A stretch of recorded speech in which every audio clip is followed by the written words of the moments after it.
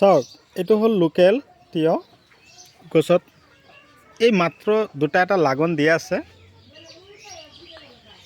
তো গছৰ যিটো চেহেৰা বহুত ভাল আছে, প্ৰতিটো গাঁঠিয়ে গাঁঠিয়ে ফলন দিব। এয়া চাওক, এয়া সৰু সৰু দেখা পোৱা হৈ আছে। এই আগটো ইফালে গৈছে, চাব পাৰিছে না?